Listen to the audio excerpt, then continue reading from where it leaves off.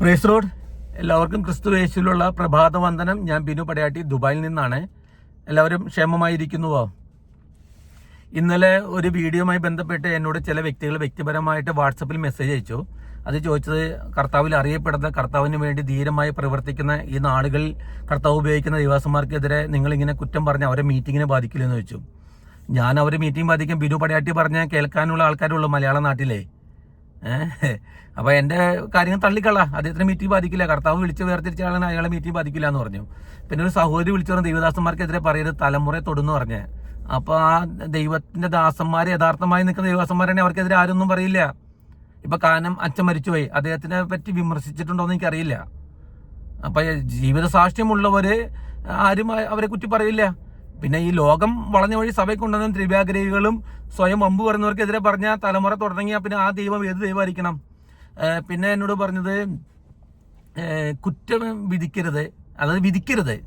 ഞാൻ ആരെ വിധിച്ചെന്ന് മനസ്സിലായില്ല. ഞാൻ എൻ്റെ ഫേസ്ബുക്ക് നോക്കി, ഞാൻ അവിടെ ഒരാളുടെ സ്വഭാവദൂഷ്യം പറഞ്ഞിട്ടില്ല, അവരുടെ കുടുംബക്കാരും സംസാരിച്ചിട്ടില്ല. നിങ്ങൾക്ക് പരിശോധിക്കാം. പിന്നെ സഭാ രാഷ്ട്രീയം, സെക്കുലർ രാഷ്ട്രീയം, വളഞ്ഞ വഴിയിൽ ലോകം സഭയിൽ കൊണ്ടുവരുന്നവർ, വിപരീതോപദേശം പ്രസംഗിക്കുന്നവർ, ക്രിസ്മസ്, ഓണാഘോഷം, അങ്ങനെ വളഞ്ഞ വഴി സുവിശേഷം അറിയിക്കുന്നവർ, വിവാഹവാർഷികം, ബർത്ത്ഡേ ഒക്കെ ആഘോഷിച്ച് ലോകപരമായി നടക്കുന്നവർക്കെതിരെ, കട്ടിലവെപ്പ്, എഴുത്തിനിരുത്തല്, ഇങ്ങനെ പാരമ്പര്യം പിൻപറ്റുന്നവർക്കെതിരെയൊക്കെ ഞാൻ സംസാരിച്ചിട്ടുണ്ട്. അത് സംസാരിക്കാന്ന് പറഞ്ഞാൽ വചനപ്രകാരം ഞാൻ സംസാരിച്ചു. അത് അവരെ കുറ്റം പറഞ്ഞ എങ്ങനെയാണ്? എനിക്ക് മനസ്സിലാവുന്നില്ല അത്. പിന്നെ വേറെ പറഞ്ഞു, ബിനു ബ്രദറെ, ഉണ്ണികൃഷ്ണൻ സഹോദരൻ മരിച്ചുപോയി, പുനലൂരുള്ള അദ്ദേഹം മരിച്ചു, എന്തുമാത്രം ജനങ്ങളാണ്, നിങ്ങളെപ്പറ്റി ഒരു മതിപ്പില്ല, നിങ്ങളെപ്പറ്റി എല്ലാവരും വെറുപ്പാണെന്ന് പറഞ്ഞു. അപ്പം ഞാൻ ചിന്തിച്ചു, അയ്യോ അതിന് മാത്രം എന്താ സംഭവിച്ചത്? ഇപ്പം ഞാൻ മരിച്ചൊരു മനുഷ്യൻ വരില്ല, മോശം മരിച്ചിട്ട് ആ മരിച്ച സ്ഥലം പോലും ദൈവം മറച്ചു വെച്ചു. അത് പോട്ടെ, മരണത്തിന് വലിയ കാര്യമില്ല. ഞാനും നിങ്ങളും കർത്താവിന്റെ കൃപയിൽ നിൽക്കുന്നു. ഈ ഉണ്ണികൃഷ്ണൻ ബ്രദറിന്റെ ഒരു വീഡിയോ ഞാൻ നാളെ ഷെയർ ചെയ്തു. അദ്ദേഹം PG അങ്കിളുമായി ഇന്റർവ്യൂ ചെയ്യുന്ന സമയത്ത്, അപ്പൊ അതിൽ PG അങ്കിൾ ചോദിക്കുന്നുണ്ട്, മകൻ രക്ഷയിലേക്ക് വന്നോ, രക്ഷിക്കപ്പെട്ടോ എന്ന് വെച്ച് പറഞ്ഞു, ഇല്ല, അവനതിന് പ്രായമില്ല എന്ന് പറഞ്ഞു. അന്ന് 11-12 വയസ്സുള്ള കുഞ്ഞിന് പ്രായമില്ല എന്ന് ഉണ്ണികൃഷ്ണൻ ബ്രദർ പറഞ്ഞു. കൃത്യമായിട്ടാണ് മറുപടി കൊടുത്തത് ഉണ്ണികൃഷ്ണൻ. പക്ഷെ PG അങ്കിൾ പറയണത്, ഇപ്പൊ രക്ഷിക്കപ്പെടാൻ പ്രായം വേണ്ട, 3.5 വയസ്സ് മതിയായിരുന്നു ആദ്യം, ഇപ്പൊ 3 വയസ്സ് മതി എന്ന് പറയണേ. അതിനെന്താ ശാസ്ത്ര തെളിവൊക്കെ പറയണേ. പിന്നെ പുള്ളിയുടെ മകന്റെ കാര്യം പറയണ്ടേ. അപ്പം ആ ഉണ്ണികൃഷ്ണൻ ബ്രദറിന്റെ സ്ഥാനത്ത് ബിനു പടയാട്ടിയാണെങ്കിൽ ഞാൻ അപ്പം തന്നെ പറയും, പാസ്റ്ററെ അല്ലെങ്കിൽ PG അങ്കിളെ അല്ലെങ്കിൽ ബഹുമാനപ്പെട്ട ദേവദാസ, ബൈബിൾ അങ്ങനെ പഠിപ്പിക്കുന്നില്ല. 3 വയസ്സായ കൊച്ചിന് എവിടെ മാനസാന്തരം? ആ കുഞ്ഞ് എവിടെയാണ് പാവങ്ങളെ ഏറ്റു പറയണത്? അങ്ങനെയാണെങ്കിൽ കത്തോലിക്കരും നമ്മളും തമ്മിൽ എന്ത് വ്യത്യാസം ചോദിക്കും. അപ്പോൾ PG അങ്കിളെ സംബന്ധിച്ച് ഞാൻ ശത്രുവായി മാറി. PG അങ്കിളിനെ പിൻപറ്റുന്ന ഫാൻസ് അസോസിയേഷൻ ഞാൻ ശത്രുവായി മാറി. അർത്ഥം മനസ്സിലായോ? അപ്പൊ അങ്ങനെ അമ്മ ആൾക്കാർക്ക് സുഖം. അന്ന് ഞാൻ ഒന്നും മിണ്ടാതിരുന്ന എനിക്ക് ഭയങ്കര സപ്പോർട്ട് ഉണ്ടാവും. ഞാൻ അദ്ദേഹത്തെ കുറ്റം പറയാൻ വേണ്ടിയല്ല, അദ്ദേഹത്തിന്റെ വിളിയല്ല എന്റെ വിളി, അത്ര പറയാൻ വേണ്ടിയാണ്. കാരണം 2016 വരെ ന്യൂജൻ സഭയിൽ നിന്ന ആളാണ് ഞാൻ. എന്റെ രണ്ടാമത്തെ കുഞ്ഞ് മരിച്ചതിന് ശേഷം ഞാൻ ഇങ്ങനെ ഒരു ചിന്ത ദൈവം തന്നതേ. അതിനുശേഷം ഞാൻ ആൾക്കാർക്കെതിരെ തെറ്റായ ആശയം പഠിപ്പിക്കുന്നവര്, സ്വയം പൊങ്ങികൾക്കെതിരെ സംസാരിക്കാറുണ്ട്. അല്ലാതെ ഞാൻ ആരെയും കുറ്റം വിധിച്ച് നശിപ്പിക്കാറില്ല. പിന്നെ ചിലര് സേഫ് സോണിൽ നിന്നാണ് സംസാരിക്കുന്നത്. ഞാൻ ദുബായിലാണ്, അറബി നാട്ടിലാണ്. ഇവിടെ എന്ത് സേഫ് സോണ്? ഇവിടെ വീട്ടിലെ പ്രയർ അനുവദിക്കുന്നില്ല, ക്യാമ്പിലെ പ്രവർത്തനം അനുവദിക്കുന്നില്ല. കർത്താവിന്റെ കൃപയിൽ 18 വയസ്സായി. ആ 18 വയസ്സിൽ ഞാൻ കുറച്ച് പേരെ രക്ഷയിൽ കൊണ്ടുവന്നിട്ടുണ്ട് കർത്താവിന്റെ കൃപയിൽ. എന്റെ വീട്ടിലുള്ളവര് നാട്ടിലാണെന്ന് വിചാരിക്കാം, ബാക്കി എല്ലാവരും ഇവിടെ ക്യാമ്പിൽ പ്രവർത്തിച്ചിട്ടാന്നേ എന്നെ അടുത്തറിയുന്ന ആൾക്കാർക്ക് അറിയാം. അപ്പൊ ഇത് സേഫ് സോണാണോ? ഈ സേഫ് സോണിൽ നിന്ന് പറയരുതെന്ന് പറഞ്ഞ വ്യക്തികൾ എവിടെയാണ്? കുമ്പനാട് കടന്ന് കറക്കുന്ന ആൾക്കാരാണ്, മധ്യ കേരളത്തിൽ കടന്ന് കറങ്ങുന്ന ആൾക്കാരാണ് ഈ പറയുന്നത് സേഫ് സോൺ എന്ന് പറയുന്നത്. ഇവര് കണ്ണൂര് പാർട്ടി ഗ്രാമത്തിൽ പോയി പ്രസംഗിക്കട്ടെ, കാസർഗോഡിന്റെ ചില ഏരിയ ഉണ്ട്, അവിടെ പോയി ഒന്ന് പ്രസംഗിക്കട്ടെ, കോഴിക്കോട് ചില ഏരിയ ഉണ്ട്, മലപ്പുറം ജില്ലയിൽ ചില ഏരിയ ഉണ്ട്, അവിടെ പോയി ഒന്ന് പ്രസംഗിക്കട്ടെ. അപ്പൊ അവിടെ സേഫ് സോൺ അല്ല. കേരളത്തിൽ നിന്നിട്ട് പറയണേ, ഈ നോർത്ത് ഇന്ത്യ പോലെ സ്ഥലത്ത് ഇടി കൊണ്ട് ജയിലിൽ കിടക്കുന്ന ദേവസ്വന്മാര്, അവരെ കുടുംബം ഒറ്റയ്ക്കാണ് നാട്ടില്, അവിടെ തുണിയില്ലാതെ നിൽക്കണേ. അങ്ങനെ നിൽക്കുന്നവർ പറയുകയാണെങ്കിൽ പിന്നെ രസമുണ്ട് സേഫ് സോൺ എന്ന് പറയുകയാണെങ്കിൽ. ഇത് കേരളത്തിൽ കിടന്ന് ഇട്ടാവട്ടത്ത് കിടന്ന് നല്ല കഴിഞ്ഞ് നടക്കുന്ന ആൾക്കാർ പറയുന്നത് സേഫ് സോണ്. എന്ത് സേഫ് സോണ്? സേഫ് സോണിൽ നിന്ന് പറഞ്ഞാൽ ആരാന്നപ്പോൾ മനസ്സിലായില്ലേ? പിന്നെ നിയോഗം, അതെന്താ മനസ്സിലാവാത്തത്? കത്തോലിക്ക പള്ളിയുടെ മുമ്പിൽ പോയി നിന്നിട്ട് അവരെ കുറ്റം പറയാനാണ് നിയോഗം. ബൈബിൾ പറയുന്നു, അപ്പോസ്തല പ്രവൃത്തി 19-37 വാക്യത്തിലാണെന്ന് തോന്നുന്നു, അവർ, അതായത് അപ്പോസ്തല പൗലോസും ശിഷ്യന്മാരും, അവർ ക്ഷേത്രങ്ങൾ കവർ ചെയ്തിട്ടില്ല, നമ്മുടെ ദേവിമാരെ അല്ലെങ്കിൽ ദേവന്മാരെ കുറ്റം പറഞ്ഞിട്ടില്ല എന്നാ പറയണത്.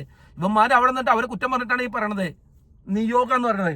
ഈ നിയോഗം കിട്ടിയവർക്ക് എന്തുകൊണ്ട് പത്മനാഭസ്വാമി ക്ഷേത്രം തിരുവനന്തപുരത്ത് നിയോഗം കിട്ടാത്ത എന്താണ്? ഗുരുവായൂർ അമ്പലം നടയുടെ മുമ്പിൽ എന്താ നിയോഗം കിട്ടാത്തത്? അത് പ്രത്യേക തരം നിയോഗമാണോ നിങ്ങൾക്ക്? അതായത് നിങ്ങൾക്ക് ഹുങ്ക് കാണിക്കാൻ പറ്റുന്ന സ്ഥലത്ത് പോയി നിയോഗം, മറ്റൊരു സ്ഥലത്ത് നിങ്ങൾക്ക് നിയോഗമില്ല. അതെന്താണ്? അഫ്ഗാനിസ്ഥാനിലും സൗദി അറേബ്യയിലും നിങ്ങൾക്ക് നിയോഗം കിട്ടാത്ത എന്താണ്? അതെന്താ നിയോഗ? പ്രത്യേക നിയോഗമാണല്ലോ അത്, അതൊരു പ്രത്യേക വിളിയാണല്ലോ. ഇനി അടുത്ത വിഷയത്തിലേക്ക് വരാം. നിങ്ങളെ ആരെ വിധിച്ച? ഞാൻ നിങ്ങളെ വിധിച്ചിട്ടൊന്നുമില്ല. നമുക്ക് സ്വയം ശോധന ചെയ്യാൻ ദൈവവചനം പഠിപ്പിക്കുന്നുണ്ട്. തിരുമേശ ശുശ്രൂഷയുടെ മുമ്പിൽ നമ്മൾ സ്വയം വിധിക്കണം എന്ന് പറഞ്ഞിട്ടുണ്ട്.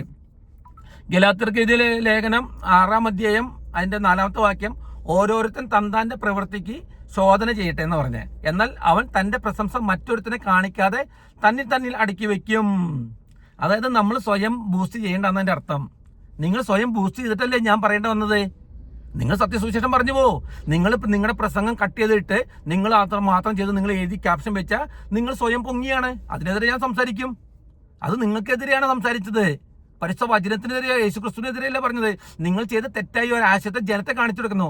കാരണം നിങ്ങൾ അഭിനയം കാരണം നിങ്ങൾക്ക് മീറ്റിംഗ് കിട്ടി, നിങ്ങൾ ദ്രവ്യാഗ്രഹിയായി മാറി. സാധുക്കൾ സത്യസുവിശേഷം അറിയുന്ന അനേക ദേവദാസന്മാരുണ്ടെന്ന്. ഓരോ ദേശത്തിന് അതിന് കാവൽക്കാരുണ്ട്. പണ്ട് കാലത്ത് അവർ ഭക്തനായിരുന്നു, ജനത്തിന് അവരെ പേടിയായിരുന്നു. അറിയപ്പെടുന്ന പ്രവാചകന്മാരുണ്ടായിരുന്നു, ജനത്തെ പേടിയായിരുന്നു. ഇന്ന് നിങ്ങളൊക്കെ കോമാളിയാക്കി മാറ്റി. നിങ്ങളുടെ സംസാരം പ്രവൃത്തിയും കുറ്റം പറച്ചിൽ കാരണം ഈ പണ്ഡിതന്മാർ മറ്റുള്ളവരെ വിമർശിച്ച് വിലയില്ലാതാക്കി കളഞ്ഞു. ആ അധ്യായത്തിൽ തന്നെ 14-ാമത്തെ വാക്യം, എനിക്കോ നമ്മുടെ കർത്താവ് യേശുക്രിസ്തുവിനെ ക്രൂശിലല്ലാതെ പ്രശംസിക്കാൻ ഇടവരരുത്, അവനാൽ ലോകം എനിക്കും ഞാൻ ലോകത്തിന് ക്രൂശിക്കപ്പെട്ടു. ഇങ്ങനെയാണ് ഇപ്പൊ നിങ്ങൾ ആർഭാടം, വലിയ വാഹനം, നല്ല വീട്, മക്കളൊക്കെ ഡോക്ടറേറ്റും, ഒരാളും പോലും സുവിശേഷ വേലയ്ക്ക് സമർപ്പിക്കുന്നില്ല. ഡോക്ടറേറ്റും BSc നേഴ്സും വിദേശം രാജ്യത്ത് വിട്ട് പഠിപ്പിക്കലും, ഞാൻ ഫേസ്ബുക്കിൽ കണ്ടാലാണ്. കാനഡയിലും മറ്റുള്ള രാജ്യത്ത് വിട്ട് പഠിപ്പിക്കലും വരുമാനം. അസൂയോണ്ട് പറയണല്ലോ, നിങ്ങൾ ജീവിക്കേ. പണ്ട് കാലത്ത് നിങ്ങൾ കഷ്ടപ്പെട്ട് നിങ്ങൾ ദൈവം അനുഗ്രഹിക്കട്ടെ, മുന്നോട്ട് പോട്ടെ. അതിൻ്റെ ഇടയ്ക്ക് നിങ്ങൾ വമ്പും കൂടി പറയരുത്. അതാണ് ഞാൻ ഉദ്ദേശിച്ചത്. പിന്നെ അടുത്ത കാര്യം, 2-ാമത്തെ അധ്യായത്തിലേക്ക് വരാം. 2-ാമത്തെ അധ്യായത്തിൽ പറയാൻ കാരണം അറിയാമോ? 4-ാമത്തെ വാക്യം, നുഴഞ്ഞു വന്ന കള്ള സഹോദരന്മാർ നിമിത്തമായിരുന്നു. ഇപ്പൊ സഭയിൽ കുറെ നുഴഞ്ഞു വന്ന കള്ള സഹോദരന്മാരുണ്ട്, സ്വയം പൊങ്ങികളെ. തൊട്ടടുത്ത വാക്യം, 5-ാമത്തെ വാക്യം, സുവിശേഷത്തിന്റെ സത്യം നിങ്ങളോട് നിലനിൽക്കേണ്ടതിന് ഞങ്ങൾ അവർക്ക് ഒരു നാഴിക പോലും വഴങ്ങി കൊടുത്തില്ല. അതൊറ്റ കാര്യമാണ്. 2016 ശേഷം എനിക്ക് ഇങ്ങനെയുള്ളവരോട് ഒരു നാഴിക പോലും വഴങ്ങി കൊടുക്കാൻ പറ്റുന്നില്ല. എന്റെ ഏറ്റവും അടുത്ത സുഹൃത്തുക്കളാണെങ്കിൽ പോലും ഞാൻ എതിർത്ത് പറയും, കർത്താവിന്റെ കൃപയാണ് ഈ നിമിഷം വരെ നിൽക്കണേട്ടോ, നാളത്തെ കാര്യമല്ല, ഈ നിമിഷം വരെ. അപ്പൊ ഞാൻ വഴങ്ങി കൊടുക്കില്ല. എന്തിനു വേണ്ടിയാണ്? വിശുദ്ധ പൗലോസ് ആ നിമിഷം വരെ പത്രോസിനെ കണ്ടിട്ടില്ല എന്ന് പറയണേ. ആദ്യമായി കാണുമ്പോൾ പറയണേ, എന്നാൽ കേഫാവ് അന്ത്യോക്യയിൽ വന്നാറെ അവനിൽ കുറ്റം കാണുകയാൽ ഞാൻ അവന് അഭിമുഖമായി അവനോട് എതിർത്ത് നിന്നു. അപ്പൊ അല്ലയോ വിശുദ്ധ പൗലോസേ, കർത്താവിന്റെ കൂടെ നടന്ന അത്ര എരിവുള്ള പത്രോസിനെ വിധിക്കാൻ നീ ആരാണ് പൗലോസേ? നീ യേശുവിന്റെ ശിഷ്യനാണോ? നീ 12 ശിഷ്യന്മാരില്ലല്ലോ. അങ്ങനെയുള്ള നീ, ഇത്രയും പാരമ്പര്യമുള്ള പത്രോസിനെ വിധിക്കാൻ നീ ആരാണെന്ന് ആരും ചോദിച്ചിട്ടില്ല. കുറ്റം കണ്ടപ്പോ കുറ്റത്തെ കുറ്റം എന്ന് തന്നെ പറയണമെന്നേ. അപ്പൊ കുറ്റത്തെ കണ്ടുകൊണ്ടല്ലേ അങ്ങനെ പറഞ്ഞത് പൗലോസ് പറഞ്ഞത്. അയ്യോ, നമ്മൾ വിധിക്കാൻ പാടില്ല. ഇത് പറയുന്നതുകൊണ്ട് എന്താ പറ്റുന്ന അറിയുമോ? 4-ാമത്തെ അധ്യായം 16-ാമത്തെ വാക്യം, അങ്ങനെ ഇരിക്കാൻ നിങ്ങളോട് സത്യം പറയുക കൊണ്ട് ഞാൻ നിങ്ങൾക്ക് ശത്രുവായി പോയോ? സത്യം പറയുന്നതുകൊണ്ട് ഞാൻ നിങ്ങൾക്ക് ശത്രുവായി പോയി. ഇതാണ് സംഭവിക്കുന്നത്. എനിക്കെന്തിനു വേണ്ടിയാണ് സഹോദര? എനിക്ക് വളഞ്ഞ വഴിക്ക് മീറ്റിംഗ് വേണ്ടെന്ന് ഞാനിത് പറഞ്ഞ് പ്രഗത്ഭനാവാനോ പ്രമുഖനാവാനോ അല്ലെങ്കിൽ എനിക്ക് മീറ്റിംഗ് കൂടുതൽ കിട്ടി പൈസ ഉണ്ടാക്കാൻ ദ്രവ്യാഗ്രഹി ആവാൻ വേണ്ടിയല്ല. എനിക്ക് ദൈവം ദർശനം തന്നെ എൻ്റെ നാട്ടിലാണ്. ഞാൻ എൻ്റെ നാട്ടിൽ പരിശോധന ചെയ്യുന്നുണ്ട്. നിങ്ങൾക്കറിയാം, 2 മാസം 3 മാസം 6 മാസം ഞാൻ പ്രാർത്ഥിക്കുമ്പോൾ എനിക്ക് നിയോഗം കിട്ടുമ്പോൾ ഞാൻ നാട്ടിൽ പോകണു, പരിശോധന ചെയ്യുന്നു. ചിലപ്പോൾ ഒറ്റയ്ക്ക് പരിശോധന ചെയ്യും, ചിലപ്പോൾ 2 പേരെ കൂട്ടി പരിശോധന ചെയ്യും, ചിലപ്പോൾ ഒരു ഗ്രൂപ്പിനെ വിളിച്ച് പരിശോധന ചെയ്യും, അവർക്കുള്ള സ്തോത്ര കാഴ്ച കൊടുക്കും. എൻ്റെ വീട്ടിലൊരു കൂട്ടായ്മ ഉണ്ട്. ഞാൻ ഈ പേരും പറഞ്ഞ് സ്വയം ബൂസ്റ്റ് ചെയ്ത് ഓടി ഇറന്ന് പരിശോധന ചെയ്ത് കൂലിക്ക് നിൽക്കുന്ന ആളല്ല. ഞാൻ നിങ്ങളെ അധിക്ഷേപിക്കാൻ വേണ്ടി പറയണതല്ല. നിങ്ങൾ ഈ വങ്കത്തരം കളയോ? ഇത് വിധിക്കുന്നതല്ല. നിങ്ങൾ തന്നെ ഒന്ന് ചോദന ചെയ്യും. നിങ്ങൾ എന്നെ വിധിക്കാതെ, നിങ്ങൾ ഈ പറഞ്ഞ ആൾക്കാരെ എന്നെ വിധിക്കാതെ നിങ്ങൾ തന്നെ ഒന്ന് ചോദന ചെയ്യും. ഞാൻ പറഞ്ഞ കാര്യത്തിൽ അർത്ഥം നിങ്ങൾ മനസ്സിലാക്കൂ. നിങ്ങൾ ശ്രദ്ധിച്ചു നോക്കി, ഒരു പ്രസംഗത്തിന്റെ 2 മിനിറ്റ് കട്ട് ചെയ്തിടുന്നത് എന്തിനു വേണ്ടിയാണ്? അത് സ്വയം പൊങ്ങിയായിട്ടാണ്. ഇല്ലാത്ത കാര്യം പെരുപ്പിച്ച് പറഞ്ഞതിന് വേണ്ടിയാണ്. അവൻ സ്വയം പൊങ്ങിയായിട്ട്. നമ്മുടെ പിതാക്കന്മാർ അങ്ങനെ ആയിരുന്നില്ലെന്നേ. ഇവർ ഇതിനപ്പുറം ചെയ്തിട്ടുണ്ടെന്നേ. പല ദേവദാസന്മാരെ തല്ല ഇടങ്ങളിൽ തെരഞ്ഞെടുത്ത് അവിടെ പോയി പ്രാർത്ഥിച്ച് ഉപവസിച്ചാണ് നമ്മുടെ ആശ്ചര്യോപദേശിയൊക്കെ സുവിശേഷം പറഞ്ഞത്. അപ്പൊ അങ്ങനെ കാലഘട്ടം നമ്മുടെ പിതാക്കന്മാർ ചെയ്തേ. അതിനിടയ്ക്ക് അദ്ദേഹം പറഞ്ഞു, ഞാൻ വിയർപ്പോടെ കൂടി സുവിശേഷം അറിയിക്കുന്നു. ആരോട് പറഞ്ഞിട്ടാണ് വിയർപ്പോടെ സുവിശേഷം അറിയിക്കുന്നത്? ഇവിടെ അടികൊണ്ട് സുവിശേഷം പറയുന്നവന് വിഷമമില്ല. ഇവന് വേർത്ത് സുവിശേഷം പറഞ്ഞു. വേറെ ആൾ പറഞ്ഞു മഴയത്ത് കുട ചൂടി സുവിശേഷം അറിയിക്കുന്നു. ഇതൊക്കെ വമ്പല്ലേ? അപ്പൊ ഇത് കാണുമ്പോൾ എനിക്ക് വിഷമം തോന്നി. അതുകൊണ്ട് പറഞ്ഞാണ്, ഇത് വിധിച്ചതല്ല. നിങ്ങൾ സ്വയം ശോധന ചെയ്യാൻ പറയാൻ തെറ്റുണ്ടെന്ന്. ശരിയാണെന്ന് തോന്നുന്നു. ഷെയർ ചെയ്യുക. കാര്യങ്ങളൊക്കെ മനസ്സിലായല്ലോ. അപ്പൊ ഞാൻ മരിച്ച ഒരു മനുഷ്യൻ ഉണ്ടാവില്ല എന്ന് പറഞ്ഞ കർത്താവിന്റെ കൃപ സ്തോത്രം. ഞാൻ പറഞ്ഞ ശരിയാണെന്ന് തോന്നുന്നത് ഷെയർ ചെയ്യുക. God bless you all.